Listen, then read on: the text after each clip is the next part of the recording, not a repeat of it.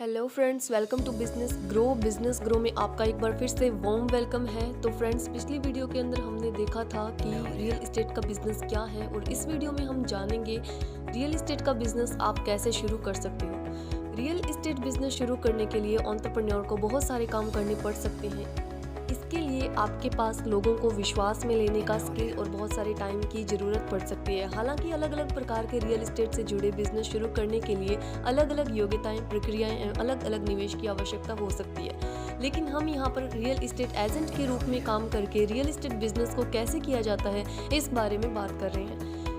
कुछ पॉइंट्स यहाँ देखेंगे। फर्स्ट पॉइंट है अपने आप का आंकलन करना, evaluate yourself. Real estate business के जिस प्रारूप की हम बात करने जा रहे हैं उसमें ऐसे व्यक्ति सफल हो सकते हैं जिन्हें पब्लिक डीलिंग का अनुभव हो, क्योंकि एक रियल इस्टेट एजेंट के रूप में एंटरप्रेन्योर को सभी प्रकार के लोगों से मिलना होता है। इसलिए आपका कन्वर्सेशन स्किल बहुत ही हाई होना चाहिए।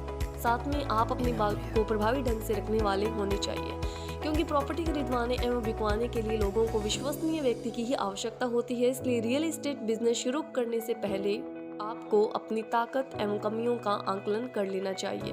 सेकंड पॉइंट है from where to start, home और ऑफिस। रियल एस्टेट बिजनेस के जिस प्रारूप की हम यहाँ पे बात कर रहे हैं, इस प्रकार के बिजनेस को आप चाहो तो बिना ऑफिस के आप इसे घर से भी शुरू कर सकते हो।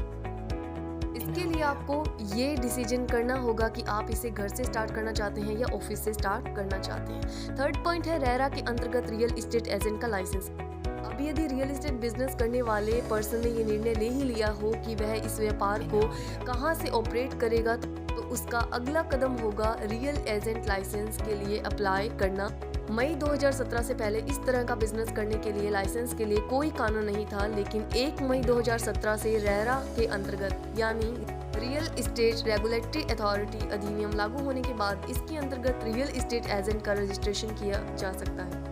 हालांकि अभी भी बहुत सारे बिना लाइसेंस के प्रॉपर्टी डीलर हर शहर में मिल जाएंगे, लेकिन कल को जमे जमाए व्यापार में कोई कानूनी अड़चन पैदा ना हो जाए, इसके लिए रेरा एक्ट के अंतर्गत रजिस्ट्रेशन करा लेना चाहिए। अधिकतर राज्यों ने इस तरह की यह प्रक्रिया ऑनलाइन की हुई है।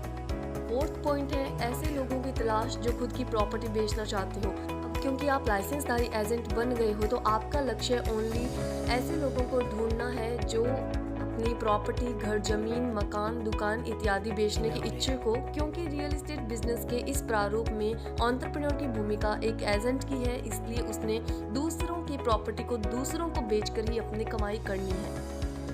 फिफ्थ पॉइंट है ऐसे लोगों को ढूंढना जो प्रॉपर्टी खरीदना चाहते हो। अब शुरुआती दौर में यदि रियल एस्टेट बिजनेस करने वाले एंटरप्रेन्योर के पास 50 लोग भी ऐसे हो जाएं जो अपनी प्रॉपर्टी बेचने के इच्छुक हैं, तो अब एंटरप्रेन्योर इन 50 प्रॉपर्टीज के लिए ग्राहक ढूंढने का काम कर सकता है। ग्राहक ढूंढने के लिए एंटरप्रेन्योर को अथक प्रयत्न करना होगा किस प्रकार के लोग उसके द्वारा बेची जाने वाली प्रॉपर्टी को खरीदने में सक्षम हो सकते हैं, उनकी पहचान उन्हें करनी होगी।